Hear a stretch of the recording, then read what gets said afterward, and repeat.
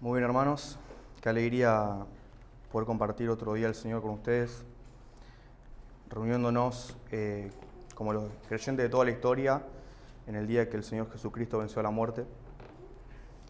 Y hoy, hermanos, por la gracia del Señor vamos a estar meditando en un pasaje en Apocalipsis 3, del 7 al 13, que es la carta del Señor Jesucristo a la iglesia en Filadelfia.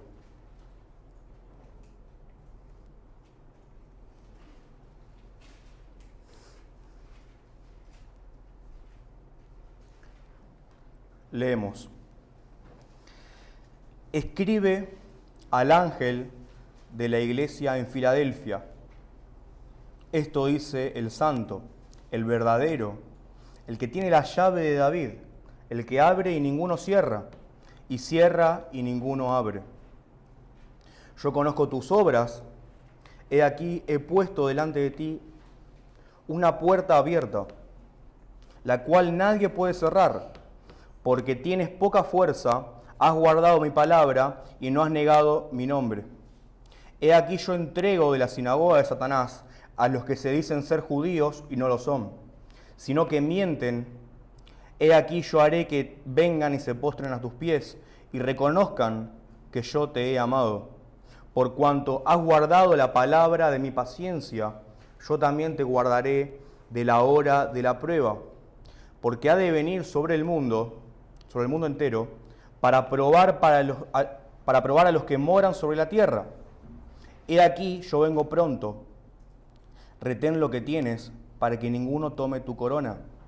Al que venciere yo lo haré columna en el templo de mi Dios, y nunca más saldrá de allí.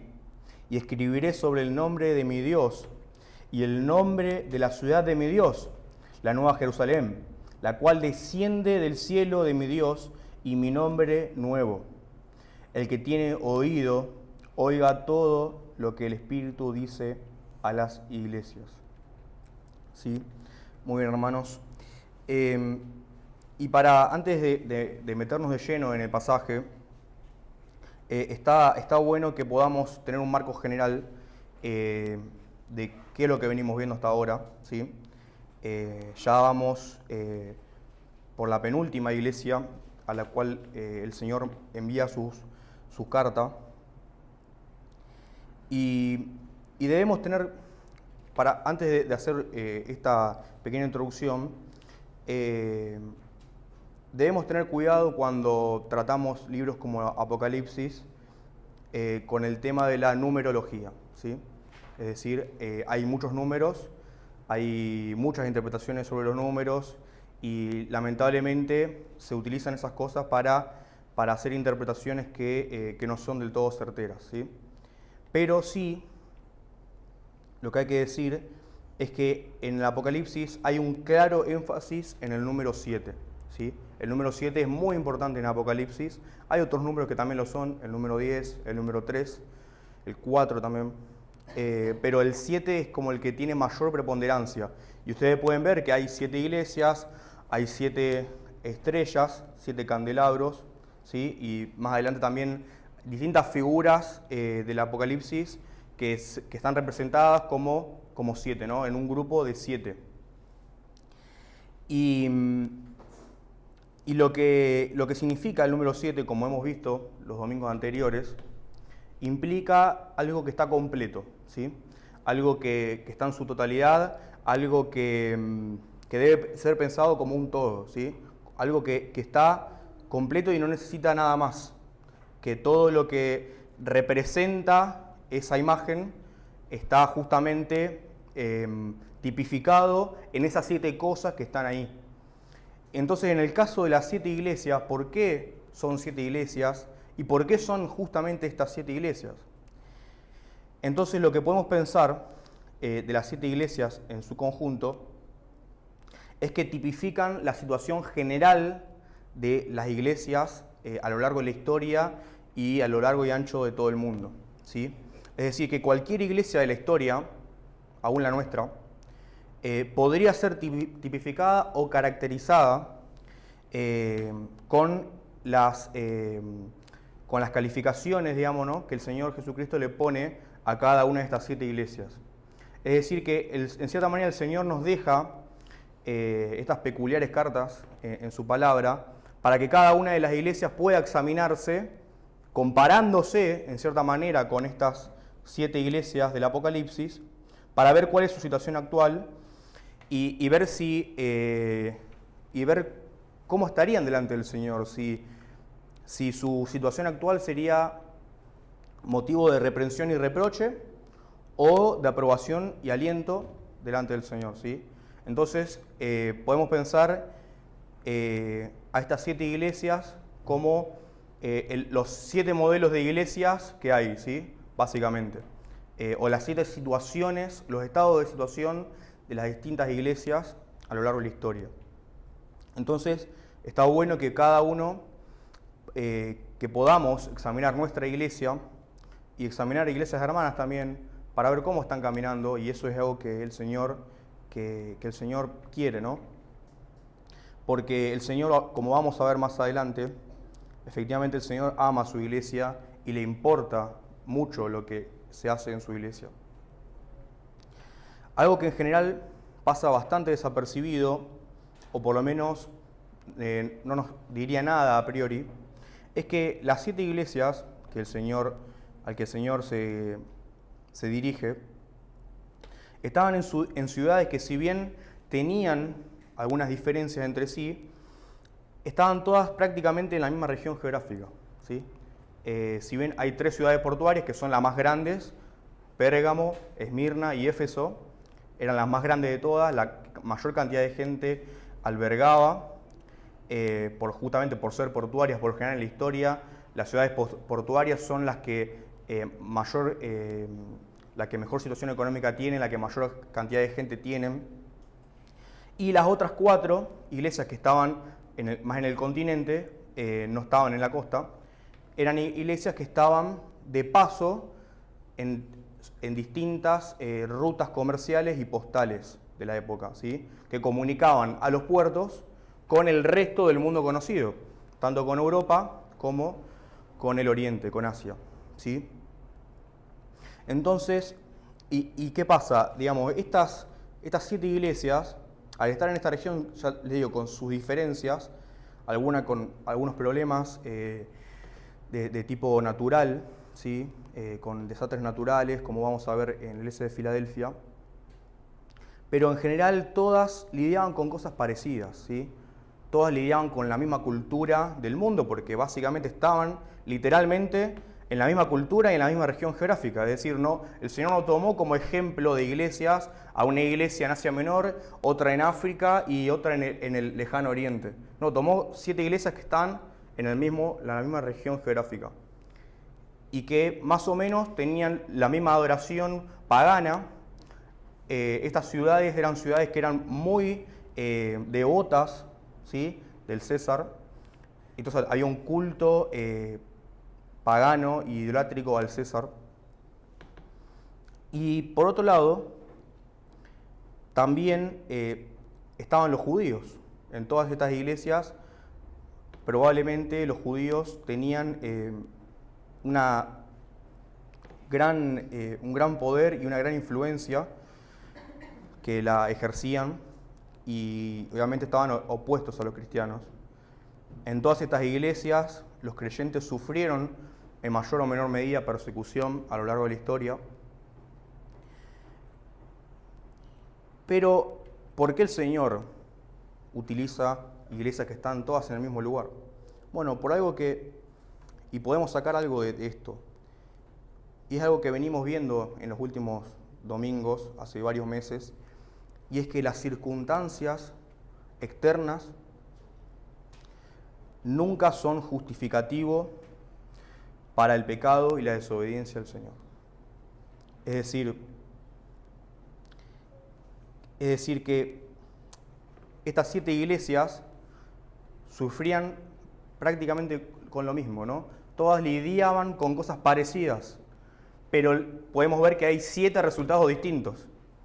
Es decir, ante la misma situación ante la misma opresión de los judíos, ante la misma cultura pagana en la que estaban, ante una ciudad muy cosmopolita donde había gente de todas partes del mundo, que era una súper oportunidad para predicar, y ya lo vamos a ver acá en Filadelfia. Todas tuvieron distintos resultados y el Señor pone con lujo de detalle muy específico en qué cosas falló cada una y qué cosas debe revisar cada una, ¿sí? Entonces, hermanos, esto es algo que nos debe mover a que nosotros podamos ser hallados cuando vuelva el Señor dentro del grupo de los santos que en la historia, en el momento de la historia en el que les tocó vivir y en el lugar geográfico en el que les tocó estar, en ese específico momento, fuimos fieles. Es decir, que podamos ser hallados fieles en el momento específico de la historia en el que nos tocó vivir. A pesar de que tal vez veamos infidelidad alrededor nuestro, aunque tal vez alguna iglesia hermana no se esté conduciendo como corresponde, o tal vez vivamos en una situación de cierta hostilidad en cuanto a la iglesia, podamos sufrir divisiones, podamos sufrir falsas doctrinas, pero que cada uno, en el momento en el que le tocó vivir, pueda ser contado el grupo de los santos de la historia que fueron fieles, ¿sí? Eso es algo que es muy importante y que lo vamos a recalcar al final. Por otro lado, también podemos ver en estas cartas, como decíamos recién, que el Señor Jesucristo ama y se preocupa por su iglesia. Él observa, como dice, conozco tus obras. El Señor conoce las obras de su iglesia, conoce las obras de aquellos que pertenecen a su iglesia. Y al Señor no le da lo mismo que su iglesia se acuerde del Evangelio o no. No le da lo mismo que su iglesia incurra en ciertas prácticas o conductas. Al Señor no le da lo mismo que se enseñe una cosa u otra. Y sabemos que el Señor está al cuidado de sus iglesias fieles, conoce todas sus obras y las guía constantemente a perfeccionarse, ¿sí? Como vamos a ver más adelante. Entonces, hermanos, debemos confiar en el Señor para que nuestra iglesia pueda permanecer en el tiempo.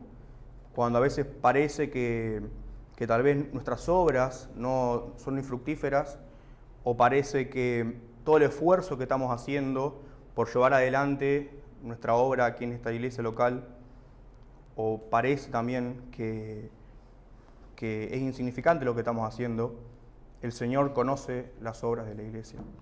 Y el Señor, a su momento, y ahora lo vamos a ver, va a recompensar todo eso. Y el Señor va a traer a la luz todo lo que se hizo y lo que no se hizo.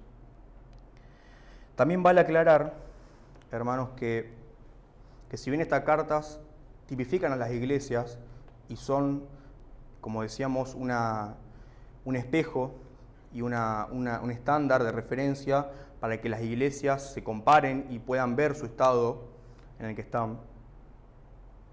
Pero también debemos recordar que las iglesias están conformadas por miembros individuales. Y al fin de cuentas, el carácter de cada uno de nosotros, el carácter de cada uno de los miembros de la iglesia, hace al carácter general, al carácter resultante de la iglesia. Es decir, si nosotros, esta es una iglesia en la que cada una de las personas ora poco, la iglesia resultante va a ser una iglesia de poca oración, que depende poco del Señor. Si es una iglesia en la que la predicación del Evangelio está floja, es una iglesia en la que el Señor va a poder ver que se predica poco el Evangelio. Entonces, es la resultante de todo eso, porque si alguno de los hermanos podemos fallar en alguna de las cuestiones que el Señor nos pide que hagamos en la iglesia, si el resto de la iglesia está comprometido con eso, esa falta, esos pecados se corrigen. porque toda la iglesia está comprometida con eso. Entonces es algo que hasta es contagioso, por así decirlo, ¿sí? Entonces, ¿a qué voy con esto? Que debemos tomar también estas cartas, cada uno, trasladándolas a un ámbito individual, trasladándolas a un lenguaje individual, y utilizarlas para examinarnos a nosotros mismos también, para ver si estamos delante del Señor, si seríamos merecedores de elogios y de aliento de parte del Señor, o seríamos merecedores de un reproche y una exhortación fuerte, ¿sí? Entonces, debemos hacer las dos cosas. Debemos primero examinarnos a nosotros mismos, por medio de estas cartas, y sin dejar, por supuesto, de examinar y de velar por la iglesia.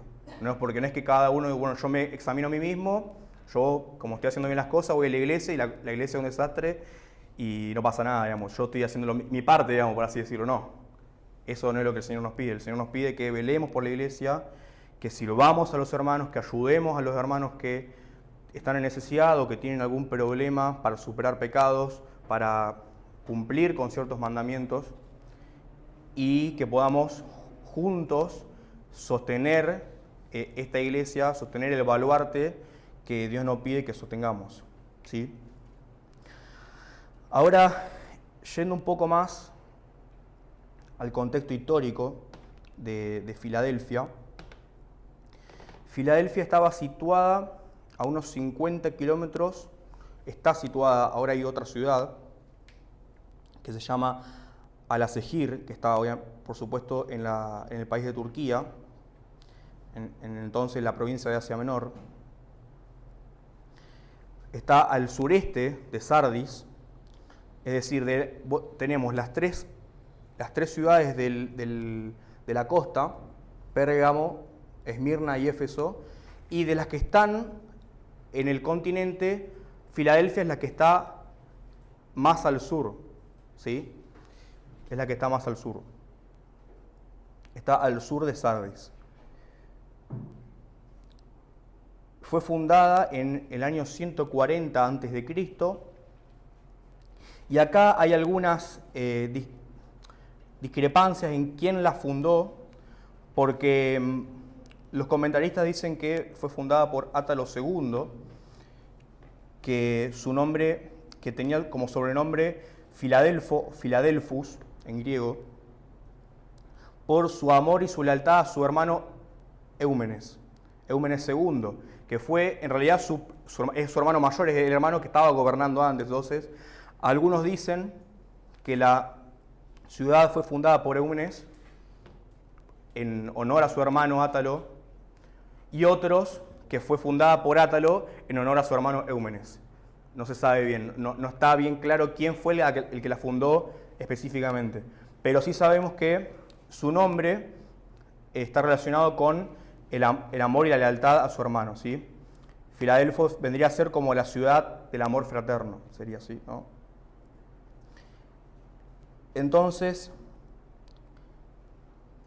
es una ciudad que estaba estratégicamente situada, como les decía hoy, a lo largo de una ruta que era muy frecuentada porque unía el oriente, ¿sí? Sería Asia, con el oeste, que sería Europa. Y era una ruta por la cual se difundía, tanto en Grecia, en Macedonia, es decir, en Europa, y en todo lo que era Asia, Siria, se difundió mucho la lengua y la cultura griega, ¿sí? Esa fue una ruta que ayudó justamente a la helenización del mundo antiguo. Y el área que circundaba Filadelfia estaba en una zona de volcanes, una zona volcánica, y se la conocía como la Tierra Quemada. Y justamente sabemos que eso es algo que sucede en general en los lugares en donde hay zona de volcanes, que justamente por la caída de las cenizas, ¿sí? La tierra que está en esa zona es una tierra muy fértil. Y se conoce que en la tierra de Filadelfia había muchos viñedos y era muy conocida por la alta calidad de sus vinos. Sin embargo, también algo malo que tenía el hecho de que estuviera en esa zona era que eso lo podemos ver también acá, ¿no? En la zona de nuestra cordillera, que debido justamente a la actividad volcánica, era una ciudad que sufría muchos terremotos, ¿sí? Muchos sismos, y eso generaba muchos problemas en la ciudad. Por ejemplo, en el año 17 después de Cristo, hubo un terremoto muy fuerte, fuertísimo, que o sea, es el que quedó registrado. Si ven registros de distintas fuentes, en todos lados se nombra este terremoto porque efectivamente fue devastador. Tal es así que después del terremoto, el emperador Tiberio la declaró exenta de impuestos, ¿sí? Los romanos eran bastante rigurosos cobrando impuestos, pero a la ciudad de Filadelfia, para ayudarla, la eximió de impuestos y le dio una suma de dinero para su reconstrucción. ¿Cuál es el tema? Que sus habitantes, por miedo a los terremotos, no vivían en la ciudad, vivían en las afueras, cultivando, ¿sí? Viviendo de la tierra, y eso generaba toda un problema, ¿sí? Generaba toda una inestabilidad económica, porque la gente no sabía si volver de nuevo a su casa original, si arreglarla, si no arreglarla, porque hasta hubo una época en la que había terremotos prácticamente semanales y diarios, pequeños sismos, que no sabían en qué momento venía uno grande como el del 17. Entonces había toda una inestabilidad y eso generaba que los comerciantes, que la gente que venía de toda parte del mundo, tampoco se quisiera sentar ahí, y generó una mini crisis económica que duró un tiempo hasta que la fama de la ciudad, digamos, de los terremotos, se limpió, por así decirlo, ¿sí? Se olvidó la gente de esos terremotos porque hubo un periodo de estabilidad y volvió todo un poco más a la normalidad. También hay que mencionar algo que es bastante interesante, que justamente por esta ayuda que el emperador Tiberio le dio a la ciudad adoptó el nombre de Neo Cesaria, es decir, como la nueva ciudad del César. ¿Se recuerdan que estaba Cesarea, que era como la ciudad del César, en honor al César? Y esta era Neo Cesaria, la nueva Cesarea. Es decir, y empezó a haber una especie de culto, ¿sí? a la personalidad del emperador. Este nuevo nombre estuvo bastante tiempo, casi entre 25 y 30 años, y más adelante, para honrar al emperador Tito Vespasiano, que él reinó entre el 69 y el 79, recuerden que Tito Vespasiano fue el emperador que destruyó el templo de Jerusalén en el año 70, a la ciudad la llamaron Flavia, era la ciudad de Flavia. Al mismo tiempo, Filadelfia y Flavia la usaban como sinónimos. ¿Por qué? Porque el nombre completo de Tito era Tito Flavio Sabino Vespasiano. Entonces, y de hecho hicieron en la misma ciudad un templo para el culto al emperador. Habíamos dicho que en buena parte de la historia se lo trataba al César como un semidios, ¿sí? También dice Sir William Ramsay, resume un poco las características de la iglesia de Filadelfia, dice, primero, era una ciudad peregrina, es decir, lo que decíamos, mucha gente que iba y venía, la gente en general no se quedaba mucho ahí, porque era una ciudad de paso. En segundo lugar, su gente vivía siempre con temor a los desastres naturales. En tercer lugar, muchas de las personas salían a vivir afuera de la ciudad. Y en cuarto lugar, tomó el nuevo nombre del dios imperial, ¿sí? Esto que hablábamos de utilizar, de ponerle el nombre del emperador, en honor al emperador, en forma de culto, como si fuera un dios. También algo que hay que destacar, hermanos, es que solamente en 2 de las 7 iglesias se nombra a los judíos, ¿sí? El Señor habla de la sinagoga de Satanás, de que en realidad dicen ser judíos y no lo son, que mienten. Y si bien sabemos que los judíos estaban, por los relatos históricos, había judíos en todas estas ciudades, por los judíos habían sido esparcidos. Pero parece ser que el Señor o podríamos inferir, tal vez, que en estas dos ciudades, específicamente, la opresión de los judíos era mucho mayor, ya sea por la influencia que tenían, por el poder económico, o simplemente porque eran más opresivos, ¿sí? Y como decíamos, vimos antes, hace un par de domingos atrás, a la iglesia de Esmirna, que el Señor los alienta, ¿sí?, por la persecución. Pero no solamente la iglesia de Esmirna era un modelo a seguir, sino que también los santos de Filadelfia eran modelo de fidelidad a Cristo. El Señor los reconoce por su perseverancia, y en toda la carta a la iglesia de Filadelfia, no hay una sola palabra de reproche. Solamente hay una pequeña palabra de exhortación y aliento que está al final, ya lo vamos a ver, que sería como no tan positivo, pero no hay ninguna palabra de reproche y de desaprobación. Y hermanos, a lo largo de la historia son muchos los testimonios de la influencia que ha tenido, de las consecuencias positivas que han tenido la fe de tanto de la iglesia de Filadelfia como la de Esmirna. Tal es así que estas iglesias permanecieron fieles a lo largo de los siglos, no se quedaron solamente en la época de la iglesia primitiva, sino que duraron varios siglos, y aún se sabe, que en la primera parte del siglo XX todavía había 5 congregaciones cristianas en Filadelfia. En la primera parte del siglo XX. Aún se sostuvieron en la época en la que Turquía o Asia Menor fue invadida por las fuerzas islamistas, ¿sí? Aún en la época del Imperio Otomano. Es decir, pasaron muchísimos siglos, desde que la iglesia fue fundada hasta que, podríamos decir, se empezó a disolver, pero se sabe que a lo largo de la historia prevalecieron ambas iglesias, la iglesia de Esmirna y la de Filadelfia. Entonces, podemos ver, como también decimos, que eso nos debería alentar a nosotros, hermanos, a ser fieles, como decíamos, a servir al Señor y servir al Señor en el momento en el que nos toca, ¿sí? En este momento específico de la historia.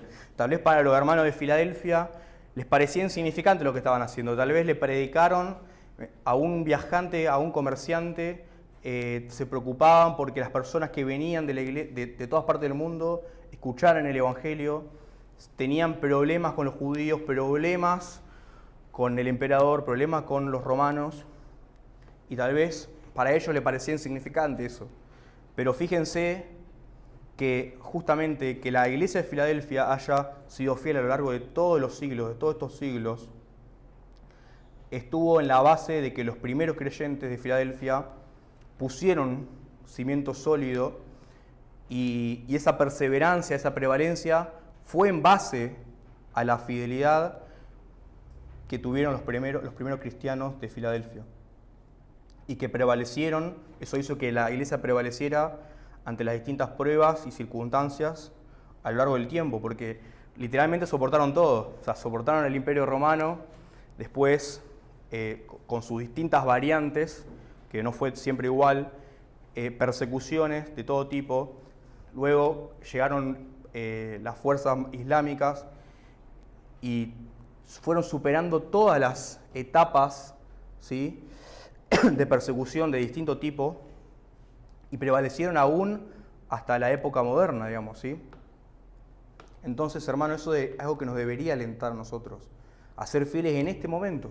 Nosotros no sabemos lo que el Señor puede hacer en esta ciudad, en las ciudades circundantes, ¿sí? No sabemos por nuestra predicación quién puede ser convertido y quién puede fundar una iglesia o una comunidad en otra parte del país o en otra parte del mundo.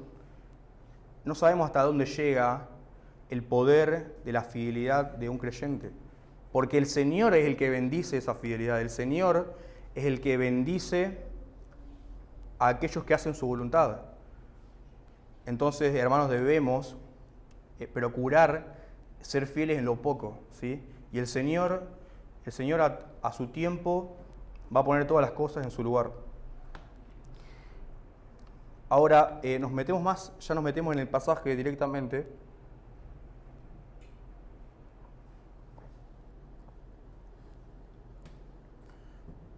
Primeramente el Señor, leemos el versículo 7, dice: escribe al ángel de la iglesia en Filadelfia. Esto dice el santo, el verdadero, el que tiene la llave de David, el que abre y ninguno cierra, y cierra y ninguno abre. Como vimos anteriormente, cuando se refiere al ángel de la iglesia, se refiere probablemente al líder de la iglesia, al pastor, a la persona que estaba encargada de la obra en Filadelfia, ¿sí? Y fíjense que el Señor inicia la carta, como en todas las otras cartas, con una declaración de su deidad, ¿sí? Dice, el que es santo y verdadero, dice, ¿sí? Ahora, lo que es curioso es que en la carta a Esmirna y Filadelfia, que podríamos decir son las dos iglesias aprobadas por el Señor, fíjense los atributos que resalta de sí mismo, ¿sí? En esas dos cartas, el Señor resalta atributos en sí mismo que están relacionados con las características que Él destaca de esas iglesias. Por ejemplo, cuando en el caso de Esmirna se refiere a sí mismo como el que estaba muerto y vivió, haciendo alusión a su resurrección. ¿Y qué pasaba? Esmirna era la iglesia que estaba siendo fuertemente perseguida y que muchos perderían la vida por causa de Cristo. Entonces el Señor les promete la corona de vida, es decir, el que murió y resucitó. Es decir, así como yo morí y resucité, ustedes van a morir y van a resucitar y van a tener la corona de vida. Entonces el Señor relaciona sus atributos con la iglesia a la que está caracterizando. Y de la misma manera, en este caso, el Señor se llama a sí mismo como el santo y el verdadero. Y la iglesia de Filadelfia, en esta carta, es reconocida por el Señor en cuanto a que guardaron y cumplieron con su palabra y reconoce que los ama. Es decir, la iglesia de Filadelfia había permanecido santa y verdadera delante del Señor. Entonces, y algo como contrapartida, en las otras 5 cartas, el Señor se muestra más autoritativo y riguroso, atribuyéndose atributos de otro tipo. Y no existe esta atribución a las iglesias de su propio carácter, ¿sí? Ya que son cartas más de reprensión, justamente por haber abandonado el carácter que Cristo quiere de su iglesia. Es decir, el Señor felicita a estas iglesias, a la de Esmirna y Filadelfia, por haber permanecido y haber perseverado en su carácter, ¿sí? El Señor quiere que su iglesia se parezca a Él, quiere que nosotros nos parezcamos a Él en sus sufrimientos, en sus padecimientos y en su obediencia al Padre, ¿sí? En su obediencia a la palabra de Dios. Y fíjense que en las otras iglesias, justamente Él no puede comparar a la iglesia con su carácter, porque justamente los está reprendiendo por haber abandonado el carácter, su propio carácter, ¿sí? Por haber abandonado lo que Cristo pretende, lo que Cristo quiere de las iglesias. Entonces, como decimos, hermanos, el Señor quiere que su iglesia sea moldeada a su carácter. Una iglesia sana y fiel debe reflejar el carácter de Cristo, debe reflejar los atributos de Cristo, los que se pueden reflejar, tanto en particular de sus sufrimientos como en guardar y cumplir su palabra, ¿sí? Es decir, la iglesia de Esmirna particularmente estaba sufriendo persecución y la soportaron de manera fiel. Y el Señor les dice, aún va a haber más persecución, pero a los que vencieren yo les daré la corona de vida. Lo que les promete está relacionado con el sufrimiento que ellos tienen en ese momento, la preocupación que ellos tienen. Y el carácter y los atributos que Él deja ver de sí mismo a la iglesia son justamente los atributos que Él está recalcando de esa misma iglesia a la cual se está dirigiendo. No sé si se entiende. Y en el caso de Filadelfia, ya vamos a ver más adelante, lo que les promete, la promesa final para Filadelfia está relacionado también con su situación actual. Y justamente en el caso de Filadelfia, ellos fueron fieles en guardar y en cumplir la palabra del Señor. Entonces, Él se refiere a ellos como el verdadero y santo, ¿sí? Así como ustedes también son verdaderos y santos, ¿sí? Yo me revelo como el verdadero y santo. Después dice, el que tiene la llave de David, el que abre y ninguno cierra, y cierra y ninguno abre. Esa alusión, este pasaje, esta porción, es una alusión a la Isaías 22, ¿sí? Un pasaje del Antiguo Testamento, una profecía. Isaías 22 dice: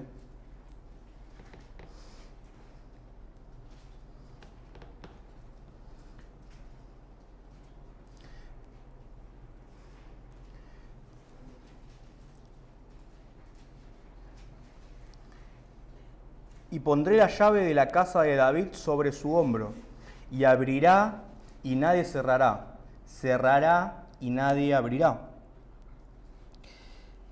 Esta profecía, la proferida por el profeta Isaías, se dice acerca de Eliaquim, ¿sí? Eliaquim era el hijo de Hilquías, quien sirvió al rey Ezequías como un mayordomo fiel. Y Eliaquim, por medio de esta profecía, y recibió más adelante sus emblemas reales de autoridad, ¿sí? Y se le dio la llave de la dinastía de David en sus hombros, que es lo que dice acá. Pondré la llave de la casa de David sobre su hombro, ¿sí? Ahora, Eliaquim gobernó sobre la casa de David, sobre Jerusalén y Judá, pero así como pasa con otros personajes del Antiguo Testamento, Eliaquim es un tipo de Cristo, y esta profecía, si bien en el corto plazo se refería a Eliaquim, tiene claras implicaciones mesiánicas que apuntan a Cristo, y la podemos ver efectivamente acá en Apocalipsis. El Señor mismo cita este pasaje de Isaías, y efectivamente se refiere a Él, ¿sí? Ahora, ¿qué significa esto de que el que abre y ninguno cierra, y cierra y ninguno abre? Esto, hermanos, tiene la significancia de que el Señor en su soberanía tiene la potestad para hacer y deshacer todo lo que Él quiere según su beneplácito. Y lo que Él hace y decreta, nadie lo puede revertir, y el Señor cumple con su voluntad. Aunque las personas se opongan, y siempre cumple con sus promesas y propósitos para su iglesia. Es decir, el Señor, con lo que está queriendo decir acá, es que cualquier cosa que Él haga, nadie la puede revertir, solamente Él mismo. Si Él abre una puerta metafórica, si Él abre una puerta, nadie la puede cerrar, y si Él la cierra, nadie la puede abrir, porque lo que Él decreta, lo que Él hace, prevalece en el tiempo, porque Él es verdadero, porque Él es santo, porque Él es soberano, ¿sí? A eso es lo que se refiere. A eso es lo que se refiere esto. Es decir, entonces el Señor acá utiliza este pasaje de David, de Isaías, haciendo referencia a Eliaquim, para referirse a sí mismo, primeramente como Dios, con los atributos que ya vimos, como el Mesías, y como el soberano, ¿sí? El soberano del universo. Yendo más adelante, tenemos el versículo 8, que dice: yo conozco tus obras, he aquí he puesto delante de ti una puerta abierta, la cual nadie puede cerrar, porque aunque tienes poca fuerza, has guardado mi palabra y no has negado mi nombre. Entonces, lo que podemos ver de acá, hermano, es que todas las obras, ya sean buenas o malas, están al descubierto delante del Señor. Por eso él arranca diciendo, yo conozco tus obras. Y eso es algo que lo dice en todas las cartas. Y tarde o temprano, el Señor va a revelar todas las cosas y cada obra tendrá su retribución, ¿sí? Ya sean buenas o malas.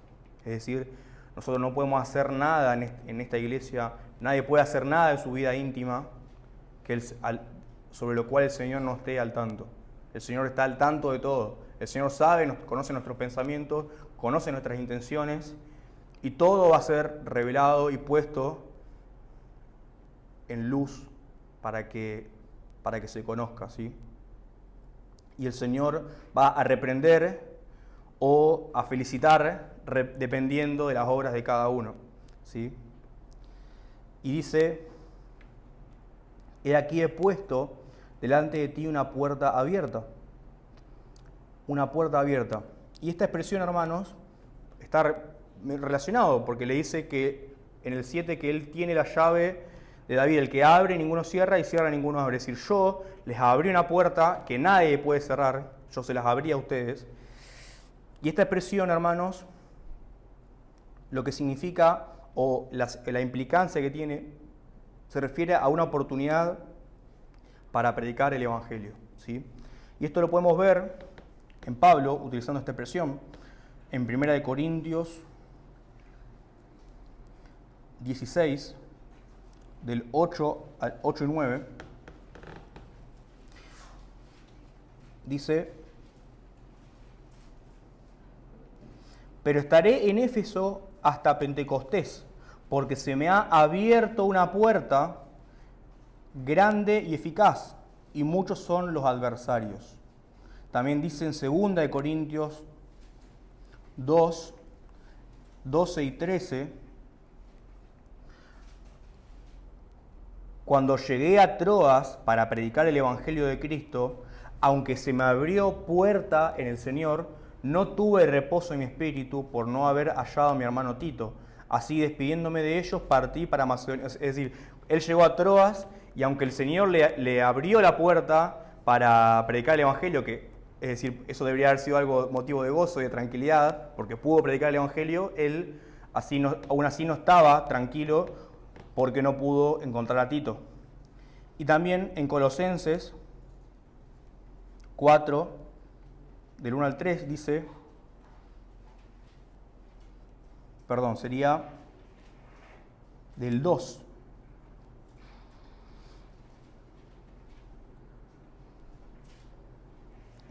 Colosenses 4,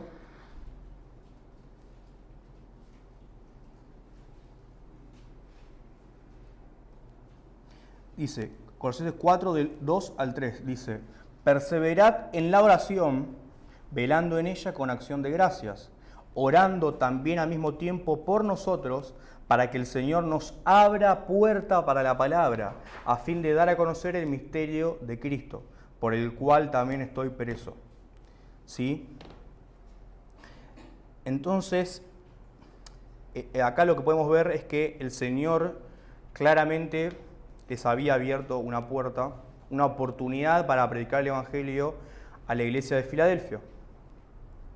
Y fíjense lo que dice, cómo está escrito, y esa forma de escritura en el griego implica algo que se hizo y continúa hasta ahora. Dice, he puesto delante de ti una puerta abierta. Y eso es algo que se inició, que se hizo en el futuro y que se mantiene hasta ahora, ¿sí? Es algo que continúa aún hasta ese momento en el que estaría escribiendo la carta. Entonces, como habíamos dicho, hermanos, anteriormente, la ciudad de Filadelfia era parte de una ruta comercial y postal muy importante.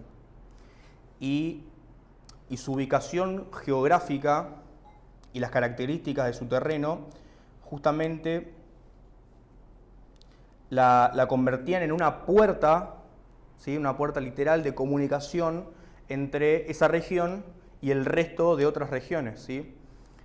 Porque esa zona era una zona como media montañosa y la iglesia de Filadelfia estaba como en una especie de valle, entonces justamente esa zona era como una zona que conectaba con el resto del mundo, ¿sí? Con el resto de las regiones. Entonces, la iglesia de Filadelfia era un paso obligado, a pesar de los problemas que tuvieron con los terremotos y todo eso, seguía siendo un paso obligado. Y esto, hermanos, era justamente, como les decíamos al principio, era una oportunidad tremenda para predicar el Evangelio, porque había gente de todas partes del mundo y el Evangelio se podía esparcir mucho más rápido. Ahora, hermanos, esto de que Filadelfia era una ciudad estratégica, ¿sí?, de conexión con otras partes del mundo, lo mismo se podría decir de las otras 6 iglesias. Exactamente lo mismo. Imagínense las 6 iglesias del puerto, las iglesias portuarias, porque esas iglesias recibían gente de partes del mundo más lejanas todavía, y eran ciudades mucho más grandes. Y las otras iglesias del continente también eran parte de distintas y diversas rutas comerciales y postales. Es decir, todas, en cierta manera, tuvieron la puerta abierta, tuvieron la oportunidad de predicar el Evangelio y de ser fieles en eso al Señor. Pero claramente, sacando la iglesia de Mirna, que era fuertemente perseguida, claramente la única que lo aprovechó verdaderamente fue la iglesia de Filadelfia. Y por eso el Señor la deja abierta, la permanece abierta durante más tiempo. Y por eso la iglesia de Filadelfia, como decíamos al principio, prevaleció a lo largo de los siglos. Porque una iglesia que no predica el Evangelio, una iglesia en la que no se proclama la verdad de Dios, es una iglesia que tiende a desaparecer, una iglesia que está muerta. Porque la llama que le da vida a la iglesia es el Evangelio. ¿Y cuáles son las funciones que tiene la iglesia en el mundo? Además de salvaguardar la palabra de Dios, la verdad de Dios, adorar al Señor, ¿sí? Adorar al Señor, por eso nos reunimos todos los domingos. Pero una de las características y una de las funciones que tiene la iglesia en el mundo es proclamar el Evangelio. Entonces, si esa iglesia no proclama el Evangelio, si los creyentes de esa iglesia no se preocupan por aprovechar las puertas abiertas que el Señor les da, es una iglesia que no tiene sentido de ser, que no tiene razón de ser. Entonces, una iglesia que a la larga o a la corta va a terminar por desaparecer, porque no tiene sentido que siga ahí. Si vos tenés algo que tiene 2 o 3 funciones y de esas 3 funciones cumple solamente 2 o 1,5, no tiene sentido. Nosotros no somos imprescindibles para el Señor. El Señor puede poner a cualquier otra persona para que cumpla con su propósito, ¿sí? Entonces, justamente como decíamos, la iglesia de Filadelfia fue la única que aprovechó esta oportunidad. Y el Señor mantuvo esa puerta abierta por mucho tiempo. También el Señor, en su soberanía nos abre puertas para proclamar el Evangelio y servirle como recompensa y estímulo por nuestra fidelidad. El Señor abre más puertas a medida que nosotros le respondemos, ¿sí? A medida que nosotros somos fieles, a medida que nosotros nos mantenemos firmes en el Evangelio. Y a medida que nosotros vayamos aprovechando esas oportunidades y esas herramientas que el Señor nos da, Él también seguirá abriéndonos nuevas puertas y mantendrá abiertas las que ya están, ¿sí? Como enseña el apóstol Pablo, también como leamos recién en Colosenses, debemos orar al Señor para que nos abra puertas para predicar el Evangelio. Es decir, el Señor es el que las abre y es nuestra responsabilidad pedirle al Señor que nos abra esas puertas. Porque a veces es cierto, realmente a veces nos pueden faltar oportunidades, a veces no sabemos cómo acercarnos a las personas para predicar el Evangelio, a veces no sabemos cómo hacerlo y el Señor pone en su providencia oportunidades para poder hacerlo. Y no me refiero siempre solamente a oportunidades específicas, que justo te sentaste a hablar con alguien y pudiste predicar el Evangelio. No, me refiero a algo general, ¿sí? A una oportunidad en el trabajo, por tu relación con las personas o alguna situación en particular de tu vida que te permita ser de luz para las personas que te rodeen. Y es importante que cada uno pueda aprovechar eso, ¿sí?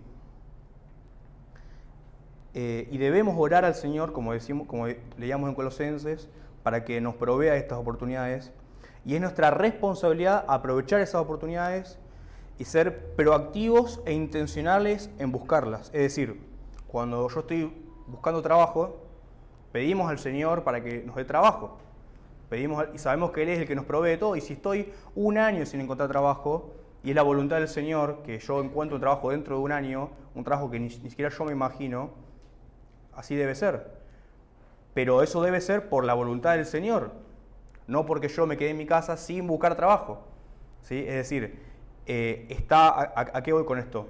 Tenemos que tener en cuenta la sinergia que existe entre la gracia del Señor y nuestra responsabilidad humana. Es decir, nosotros debemos orar y pedir para que el Señor nos abra puertas, y el Señor efectivamente lo va a hacer, porque Él contesta las oraciones de aquellos que quieren cumplir con su voluntad. No hay nadie más interesado en que cumplamos la voluntad del Señor que el Señor mismo.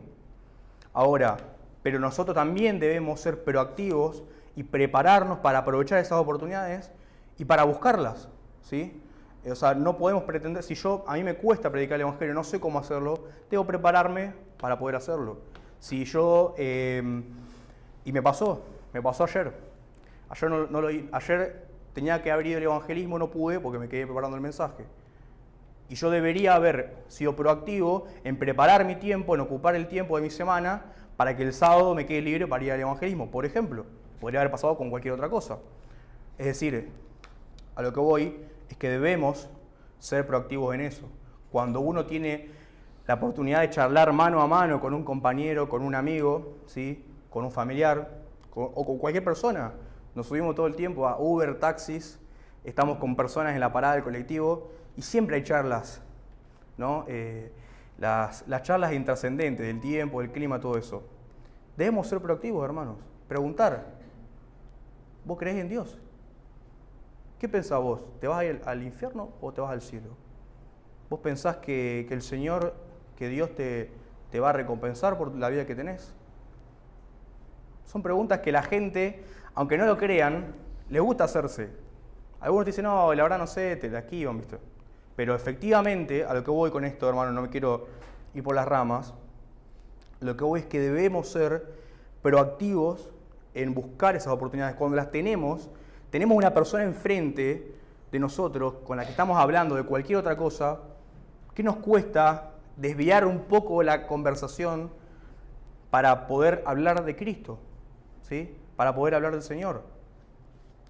Y oremos al Señor para que nos dé la capacidad para hacerlo. A veces somos temerosos, a veces somos cobardes, a veces no sabemos cómo hacerlo, pero el Señor nos va a capacitar si efectivamente lo queremos hacer.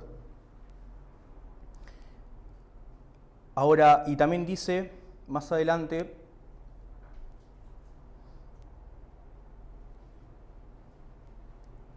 porque tienes poca fuerza, has guardado mi palabra. Porque dice que le abre una puerta que nadie podrá cerrar, porque tienes poca fuerza y has guardado mi palabra y no has negado mi nombre. Eso de poca fuerza puede significar dos cosas, que no sabemos bien a ciencia cierta.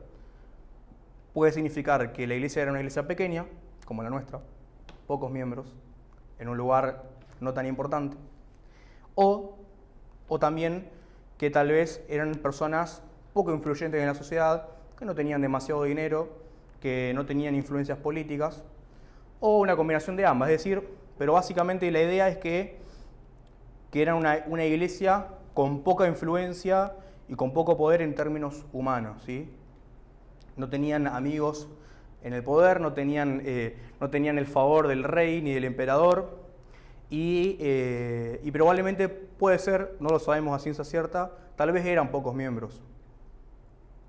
Ahora, a pesar de todo esto, de que la iglesia de Filadelfia era pequeña y no tenía mucha influencia, encima tenían que lidiar con la oposición de los judíos, que era muy fuerte.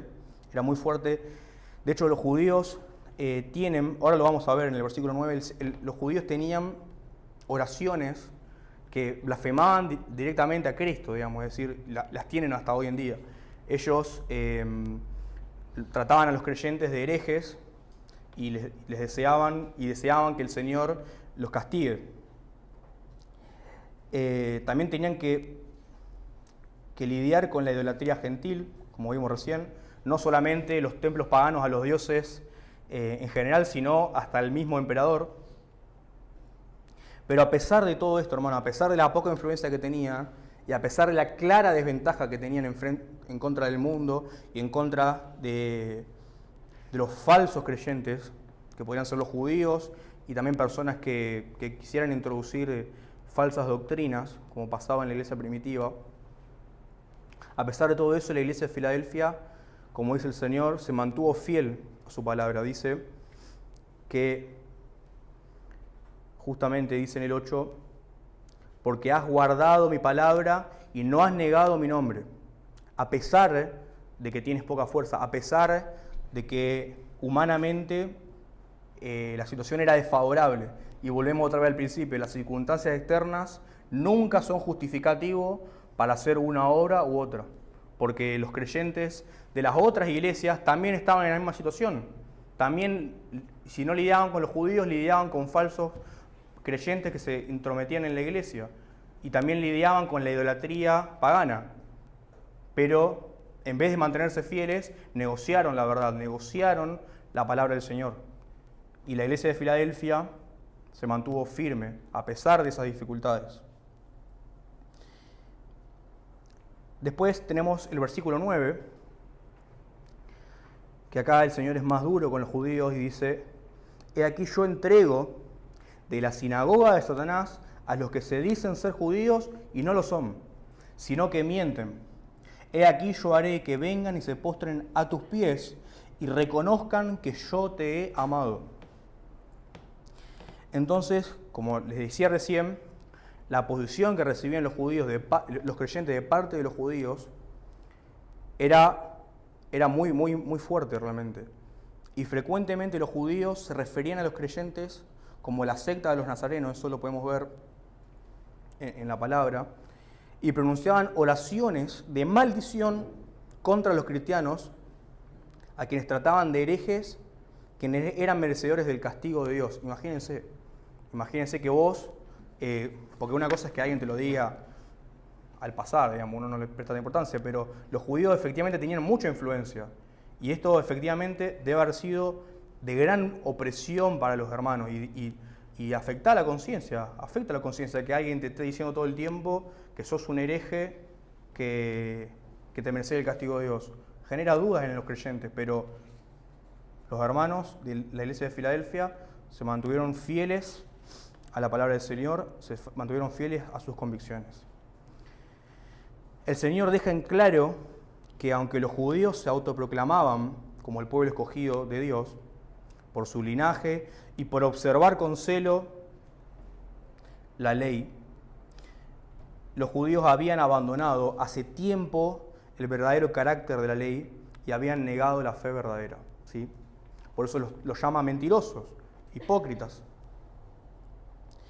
Y no solamente habían negado la fe verdadera y estaban muy, muy lejos de ser el pueblo de Dios, sino que además de eso se habían convertido en una herramienta en manos del mismísimo Satanás, y por eso el Señor los llamaba hipócritas y mentirosos, porque ellos se autoproclamaban a sí mismos el pueblo escogido de Dios, pero el Señor les dice: son sinagoga de Satanás. O sea, no solamente usted niega mi palabra, no solamente ustedes no se detienen solamente en negar mi palabra y en haberse olvidado del verdadero carácter de la ley, porque eso podría ser como cualquiera de los otros gentiles. Pero los judíos estaban en una situación peor que los gentiles, porque los judíos eran un instrumento utilizado por Satanás para atacar la iglesia, para destruir la iglesia, para engañar a los creyentes.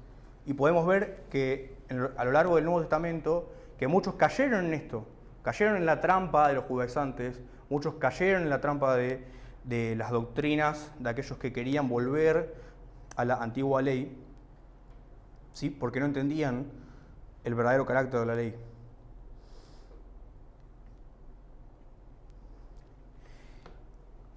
Y podemos trazar, hermanos, con esto de los judíos, de que ellos dicen ser una cosa y en realidad son algo que es totalmente opuesto a eso. No es que es algo más o menos parecido, ¿sí? Es algo totalmente opuesto. Podemos trazar un paralelismo, hermanos, en esta actualidad con las falsas iglesias, ¿sí? Que muchas, lamentablemente la gran mayoría, han negado la fe y predican un falso evangelio. No solamente se oponen a la verdad, ellos se llaman a sí mismos hijos de Dios, al igual que los judíos. Todos creen que son hijos de Dios. Aún los gentiles, aún aquellos que no saben nada de Dios, se creen hijos de Dios. Pero la verdad, la realidad es que con sus doctrinas y con sus conductas se han transformado por completo en instrumentos de Satanás, para perdición. Porque no solamente, como les dice el Señor también, en los evangelios le dice a los judíos, no solamente ustedes no van a entrar por la puerta, no solamente ustedes no van a entrar a la presencia de Dios, sino que ustedes son una puerta cerrada para que nadie más entre. O sea, ustedes no entran ni dejan entrar a nadie. Y eso son también las iglesias falsas de hoy en día, que se han olvidado del evangelio, que no solamente se han olvidado, creen directamente otro evangelio distinto y guían a las personas a la perdición. Y estas mismas no se quedan solamente con esto, con haber negado la fe, sino que también se oponen y aborrecen al verdadero evangelio. ¿Cuántas veces hemos escuchado llamar a la doctrina del verdadero evangelio de sectaria, de legalista, de libertino también, porque hay algunos que quieren cumplir ciertas leyes y ciertas cosas que el Señor no nos manda, entonces nos tratan de libertinos. Pero el Señor, al igual que los judíos, los va a tratar de mentirosos. Y como el Señor también dice en los evangelios, ellos van a pensar que tenían la entrada al cielo y el Señor les va a decir que nunca los conoció, ¿sí? Y hubiera sido mejor que nunca hubieran hablado de Dios, hubiera sido mejor que nunca hubieran dicho que eran hijos de Dios, hubiera sido mejor que se queden tranquilos en su casa y viviendo una vida incrédula como el resto de las personas. ¿Por qué? Porque ellos utilizan el nombre de Cristo para guiar a las personas a la perdición. Utilizan el nombre de Cristo para vivir de los hermanos y de las personas que van a la iglesia. Utilizan el nombre de Cristo para que nadie más pueda creer en el Evangelio de Cristo. O sea, utilizan el nombre de Cristo para hacer algo totalmente opuesto a lo que Cristo manda.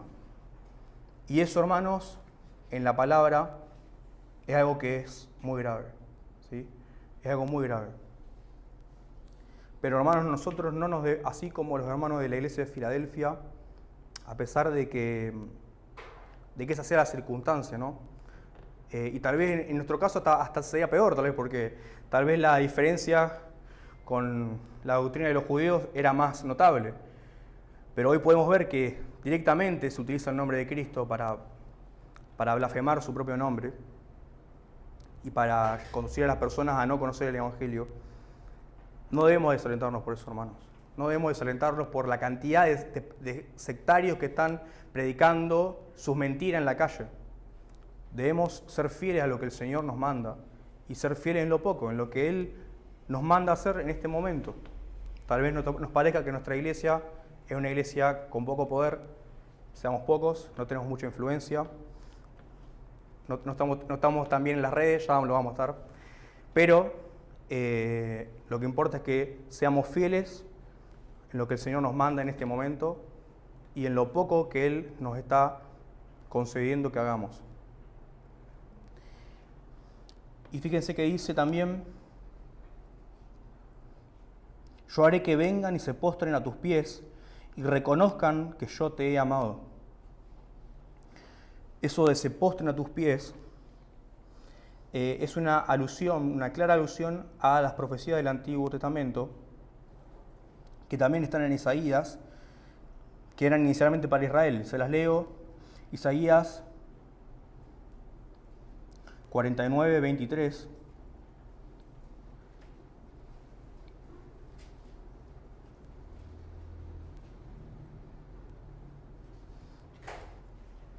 Dice, reyes, se está refiriendo a Israel. Reyes serán tus ayos y sus reinas tus nodrizas. Con el rostro inclinado a tierra te adorarán y lamerán el polvo de tus pies. Y conocerán que yo soy Jehová, que no se avergonzarán los que esperan en mí. ¿Sí? Y esto lo que está queriendo decir es que los reyes, como prometiéndole a Israel, que los reyes del mundo, los que están en eminencia, se iban a postrar, ¿sí? Que le iban a servir a Israel. Por eso le dice, serán tus ayos, serán tus mayordomos, tus nodrizas.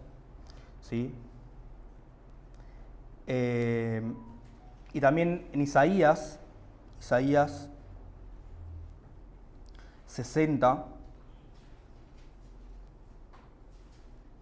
Isaías 60, 14.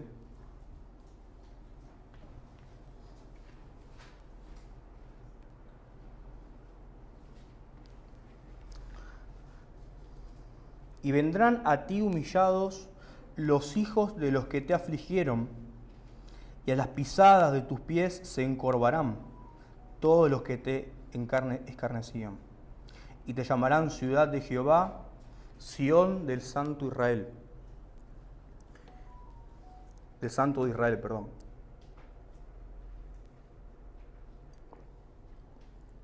Entonces, hermanos, estas profecías, que eran una profecía de aliento para Israel, que lo que dice es que todas las naciones iban a reconocer que ellos eran el pueblo amado por Dios y que iban a postrarse delante de ellos,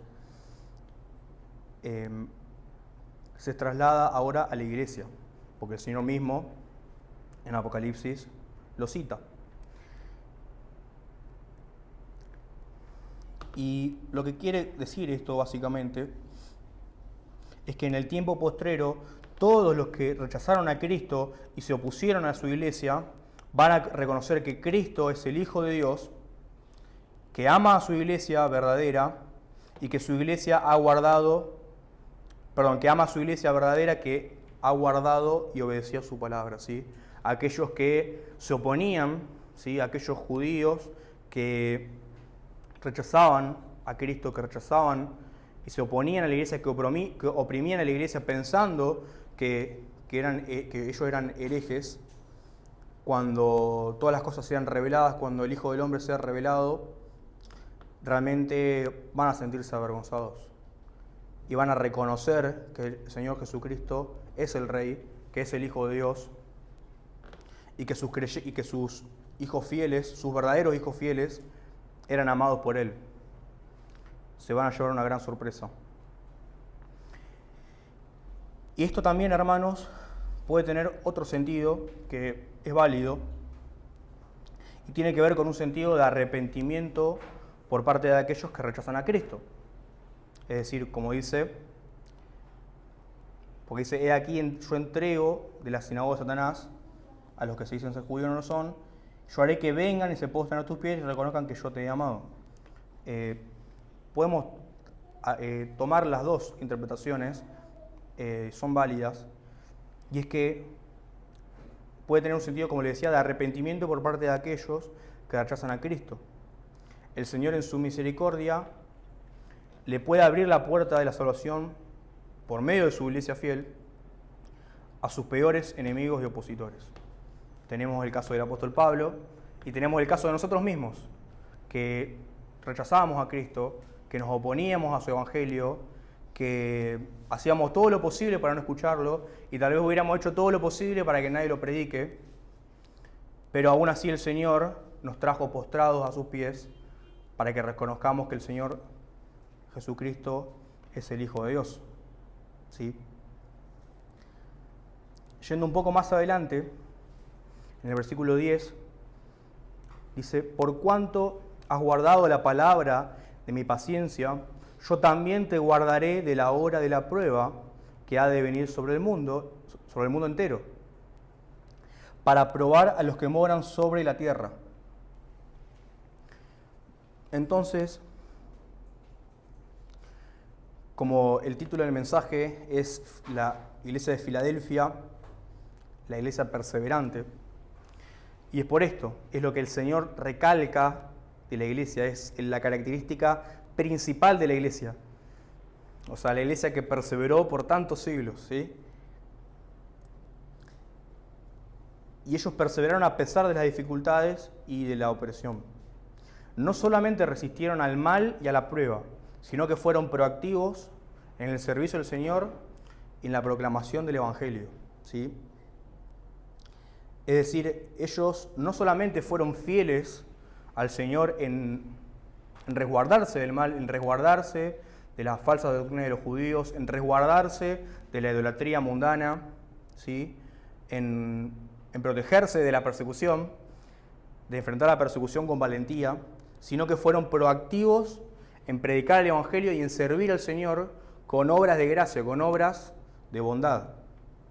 Y hermanos, esto es algo que es muy importante para nosotros, porque no es posible que alguien pueda resistir al mal sin hacer el bien.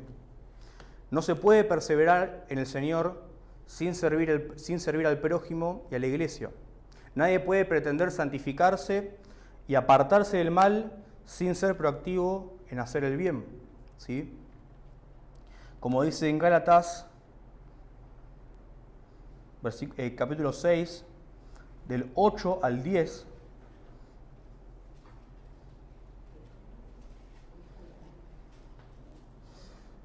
esto creo que lo hemos compartido en una reunión de oración. Dice, porque el que siembra para su carne, de la carne segará corrupción, mas el que siembra para el Espíritu, del Espíritu segará vida eterna. No nos cansemos, pues, de hacer bien, porque a su tiempo segaremos si no desmayamos. Así que según tengamos oportunidad, hagamos bien a todos, y mayormente a los de la familia de la fe. Es decir, no hay un punto intermedio. O estamos sembrando para la carne, para la corrupción, o estamos sembrando en el Espíritu para vida eterna. Y es decir, yo no puedo pretender luchar contra la carne, luchar contra el enemigo y contra el mundo, sin estar sembrando la semilla del Espíritu, que es hacer el bien a todos, principalmente a los hermanos de la iglesia. Es decir, yo no puedo quedarme, sí está bien que lo hagan, pero no puedo solamente quedarme con orar en mi casa y leer la palabra. Eso es muy importante, esa es la base de todo. Pero el Señor nos da esos medios de gracia para que nosotros sirvamos a otros, para que nosotros ocupemos nuestro tiempo, nuestro dinero, nuestro esfuerzo para servir al prójimo, para proclamar el Evangelio, para servir a los necesitados y mucho más si son los hermanos de la iglesia. Y eso, hermanos, es fundamental para permanecer en el tiempo, para poder perseverar en la gracia, justamente. Esa es la característica de la iglesia de Filadelfia. Cuando el Señor se refiere acá a la prueba que ha de venir sobre el mundo entero, para probar a los que moran sobre la tierra, se refiere justamente a las tribulaciones, persecuciones, situaciones dificultosas que enfrentan las iglesias en general, que enfrentamos los miembros particulares, cada uno individualmente, y también la iglesia en general. Lo que sí no se refiere es a un evento particular, ¿sí? A un evento de tribulación particular que haya sucedido en la iglesia primitiva, en el medio de la iglesia o en los tiempos postreros, sino que lo podemos tomar como la prueba, ¿sí? En general, la tribulación en general que ha sufrido la iglesia a lo largo del tiempo, ¿sí? Porque el Señor no nos da acá elementos para poder predecir o entender cuál es esa prueba. Tal vez sí, en algún momento haya alguna prueba específica que sea para probar al mundo, ¿sí? Para probar a la iglesia. Pero en general podemos entenderlo a esto como algo general, como una prueba general. Y algo que dice, fíjense que dice, para probar a los que moran sobre la tierra. ¿Y esto qué quiere decir? Que también los incrédulos enfrentan tribulaciones, enfrentan pruebas, enfrentan dificultades, aunque no lo parezca. Pero, a diferencia de los creyentes, son hallados deficientes y solo los conduce a pecar y desobedecer más al Señor. La prueba los conduce a desobedecer más al Señor.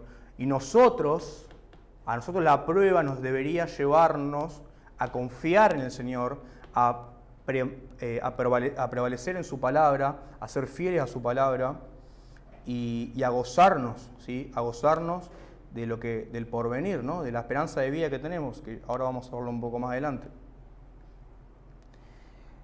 Por esto el Señor promete que los guardará en el momento de la prueba. Y es lo que yo les digo, hermanos, la esperanza de gloria que tenemos por medio de Cristo es la principal motivación y aliento para ser fieles en el medio de la tribulación, en el medio del momento dificultoso. Y no solamente poder atravesarla, sino atravesarla con gozo, porque el Señor quiere que no estemos afanosos por nada, quiere que estemos gozosos, que estemos alegres por la nueva vida en Cristo. Entonces, la única forma que tenemos de poder superar las pruebas, de superar los momentos de dificultad y permanecer fieles a su palabra en ese transcurso de tiempo, es solamente si ponemos nuestra confianza en Cristo, si ponemos nuestros ojos en Cristo y recordamos la esperanza de gloria, ¿sí? Recordamos que el Señor Jesucristo nos dio una vida nueva y que estamos resguardados por Él. Por eso les dice que los guardaré de la hora de la prueba que ha de venir. El Señor Jesucristo es el que guarda a su propia iglesia y a su pueblo escogido. En el 11 dice, he aquí, yo vengo pronto, retén lo que tienes para que ninguno tome tu corona. Y esta es la parte en la que yo les decía que el Señor les da una pequeña exhortación a los hermanos de Filadelfia. Pero una exhortación positiva, a que sigan perseverando y guardando su palabra. Por eso les dice, he aquí yo vengo pronto, retén lo que tienes. De nuevo, esa motivación de saber que el Señor va a regresar, de que el Señor va a regresar a llevar a su iglesia. Y esa es otra de las motivaciones que tenemos justamente para seguir perseverando. Por eso le dice, de aquí yo vengo pronto, retén lo que tienes, para que ninguno tome tu corona, para que sigan perseverando en la palabra de la paciencia de Dios, para que sigan perseverando en la verdad de Dios.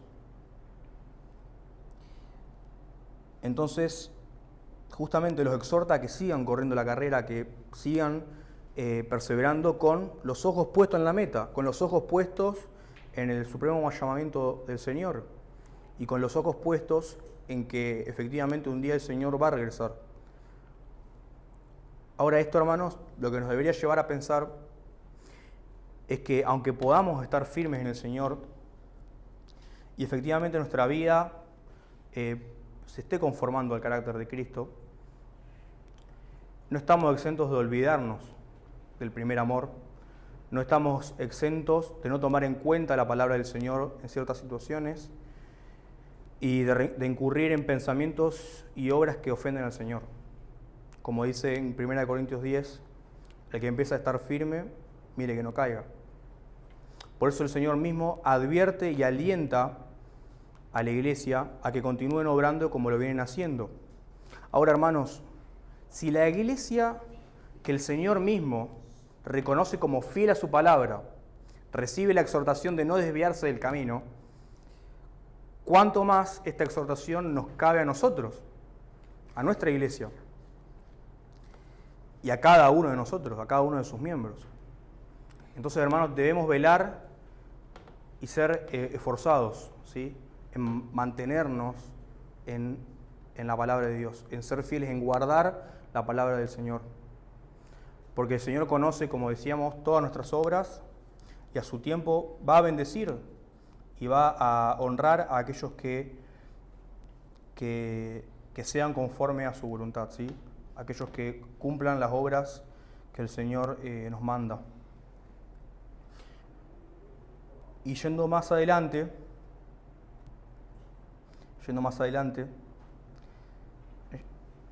en el 12 dice: al que venciere yo lo haré columna en el templo de mi Dios, y nunca más saldrá de allí. Y escribiré sobre él el nombre de mi Dios y el nombre de la ciudad de mi Dios, la Nueva Jerusalén, la cual desciende del cielo de mi Dios, y mi nombre nuevo. Entonces recuerden, hermanos, que la iglesia de Filadelfia había sido azotada por muchos terremotos y eso generaba toda una inestabilidad en la gente, porque lo que decíamos, no sabían si volver o no a la iglesia. También esa mala fama de la ciudad generó empobrecimiento, una mini crisis económica en la ciudad, debido a la desconfianza que tenía la gente. Por eso tiene sentido que el Señor, ante esa inestabilidad que tiene la iglesia, el Señor les promete, les da como consuelo que les espera una herencia caracterizada por las columnas que simbolizan firmeza y durabilidad. Un lugar del que no deberían salir nunca por su inestabilidad, como ellos estaban en la ciudad. Por eso les dice: a que venciere yo lo haré columna en el templo de mi Dios, y nunca más saldrá de allí. Entonces está relacionado, ¿sí? Está relacionado que el Señor utilice esto para hablar y consolar a la iglesia en Filadelfia. Al mismo tiempo, hermanos, como decíamos, las columnas simbolizan esa firmeza, esa durabilidad del lugar del que nunca van a tener que salir por una posible inestabilidad. Y al mismo tiempo las columnas simbolizan reconocimiento y honra que recibirán los creyentes en el postrero templo de Dios, ¿sí? Que el templo postrero de Dios no es más ni menos que la presencia de Dios mismo.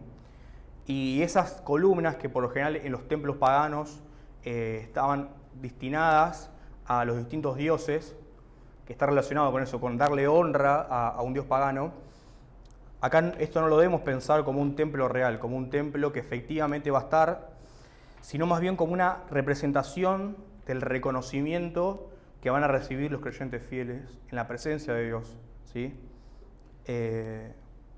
Y como dice por ejemplo en Gálatas 2.9 acerca de los apóstoles, o en 1 Timoteo 3.15 acerca de la iglesia, que los apóstoles son baluarte de la iglesia, son las columnas de la iglesia, al igual que la iglesia misma es baluarte de Dios, es el baluarte de la verdad. Tiene esta significancia, ¿no? La palabra del tema de las columnas, ¿sí? Tiene que ver con el reconocimiento que Dios les da a sus fieles. También promete escribir en ellos el nombre de Dios. Y esto es una señal de pertenencia de aquellos creyentes fieles que pertenecen a Cristo, y nadie los puede arrebatar de su mano, ¿sí? Por eso les dice: escribiré sobre él, sobre el que venciere, el nombre de mi Dios. También llevan sobre sí el nombre de la ciudad de Dios. Y dice: y el nombre de la ciudad de Dios, la Nueva Jerusalén. Y esto, hermanos, es muy interesante, que la Nueva Jerusalén es la ciudad postrera de Dios, una ciudad de belleza indescriptible, que la podemos ver en distinta parte de la palabra, en las que los creyentes fieles se van a gozar en la presencia del Señor para siempre.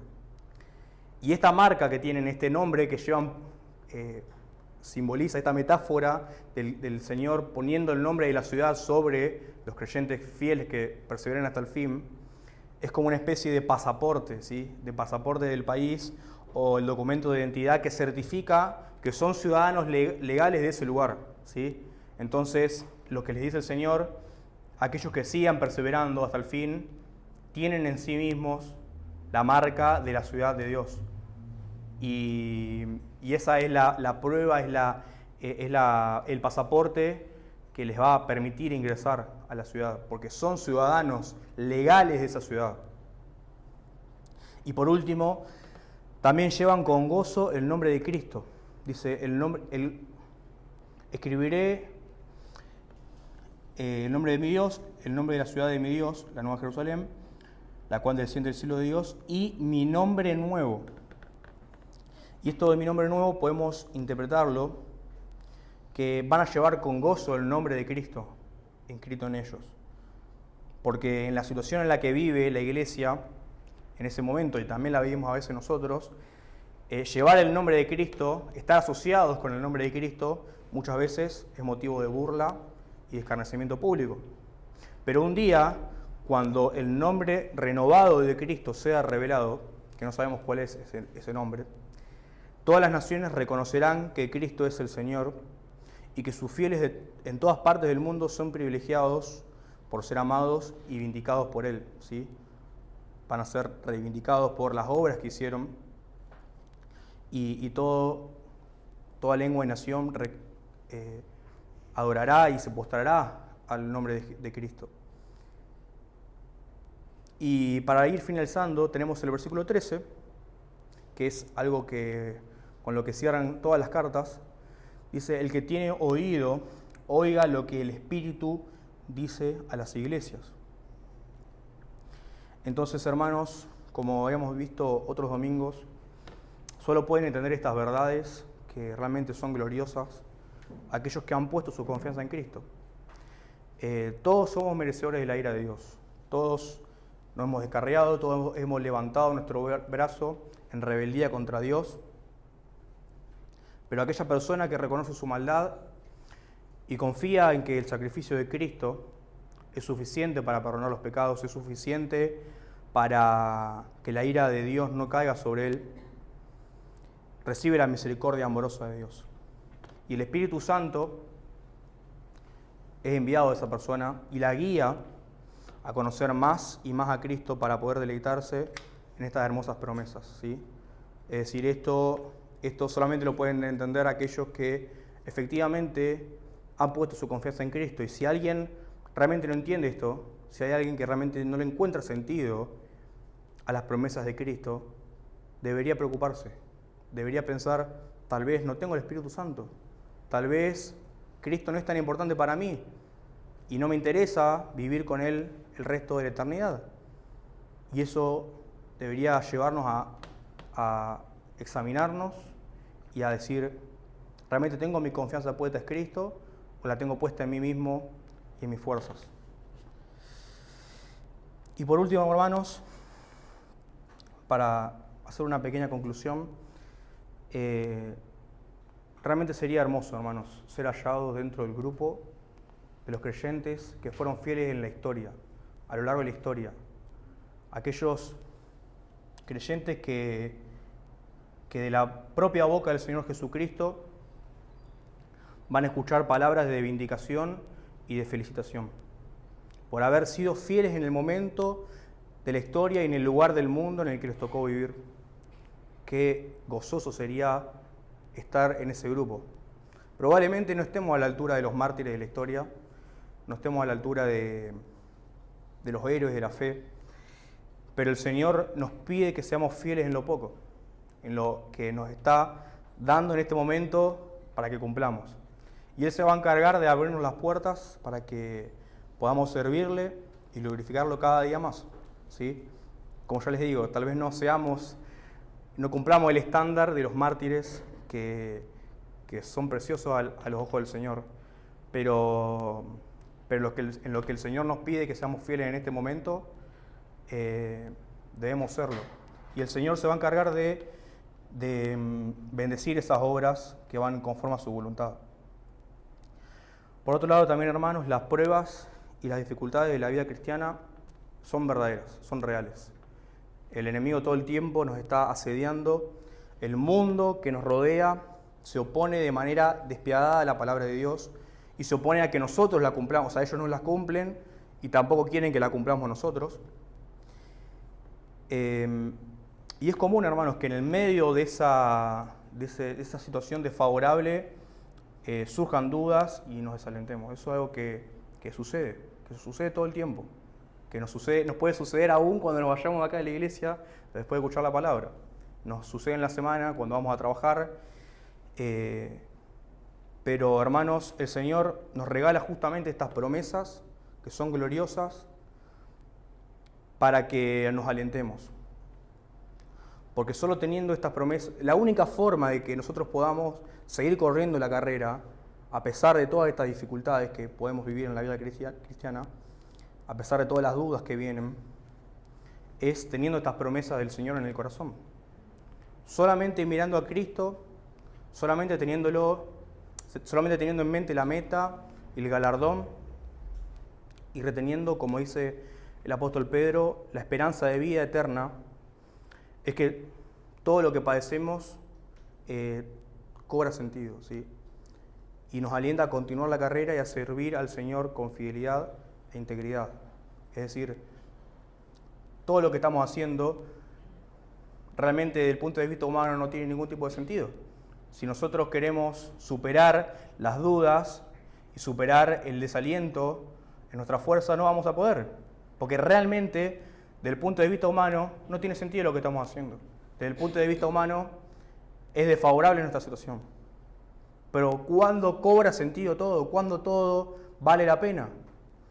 Cuando podemos tener estas gloriosas promesas del Señor en nuestro corazón.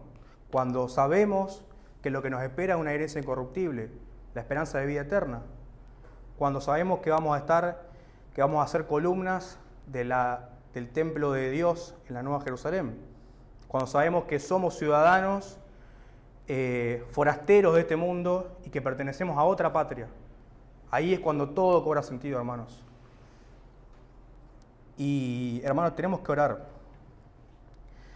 al Señor pidiendo para que nuestra iglesia, aunque es pequeña y no tiene mucha fuerza, como la iglesia de Filadelfia,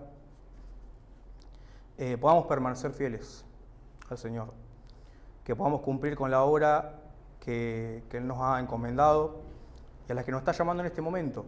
Nosotros, en cierta manera, somos como los cristianos del primer siglo. Somos la primera generación de esta iglesia en esta ciudad. Y es muy importante nuestra fidelidad, es la más importante tal vez de todas, porque es la base para que las próximas generaciones, para que nuestra iglesia permanezca a lo largo de los años. Y debemos orar para que el Señor nos conceda una puerta abierta para proclamar el Evangelio con gozo y responsabilidad. Porque es una responsabilidad, hermanos, predicar el Evangelio, debemos tomarlo como tal, pero también es un privilegio del Señor. Debemos tomarlo de esa manera. Es algo precioso que el Señor nos da. Poder servirlo, poder ser partes de su obra redentora, imagínense. Y realmente debemos orar y ser proactivos en poder cumplir con lo que el Señor nos manda. Y para terminar, hermanos, con esta conclusión, les quiero leer Colosenses 3. Colosenses 3, del 1 al 4.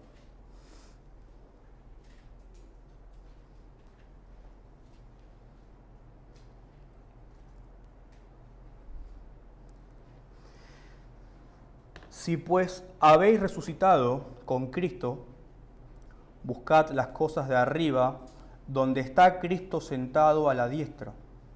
Poned la mira en las cosas de arriba y no en las de la tierra, porque habéis muerto y vuestra vida está escondida con Cristo en Dios.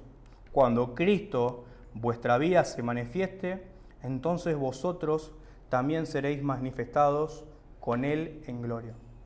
Entonces, hermanos, miremos con esperanza a Cristo y procuremos ser fieles en nuestra tarea y en lo que el Señor nos manda hacer hoy, ¿sí?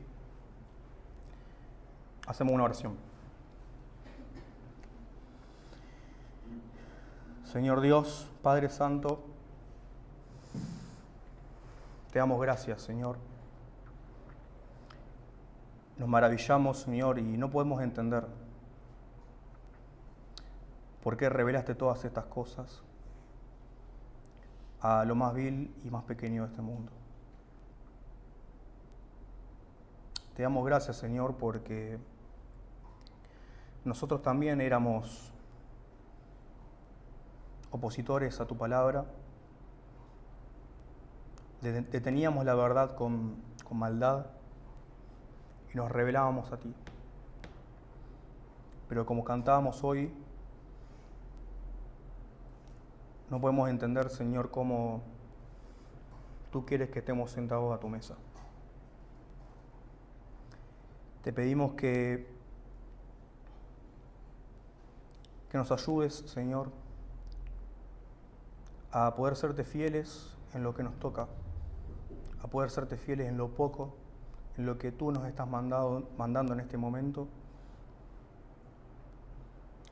Y te pedimos que nos guíes a poder proclamar tu evangelio, a predicar tu palabra. Te pedimos que nos des una puerta abierta, que nos des oportunidades, Señor, para predicar tu evangelio, para servirte con fidelidad.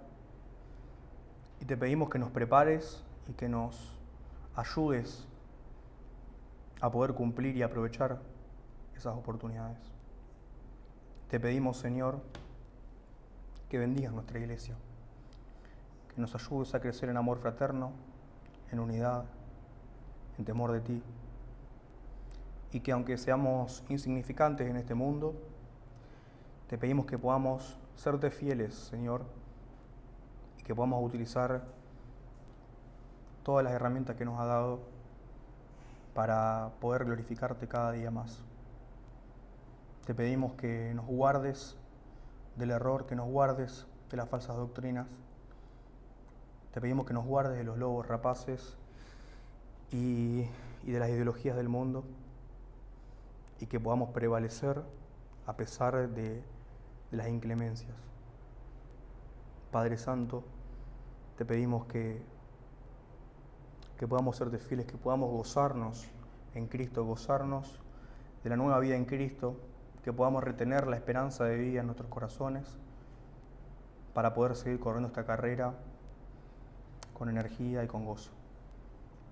Te damos toda la gloria y la honra a ti, en el nombre poderoso de tu Hijo Jesucristo. Amén, amén y amén.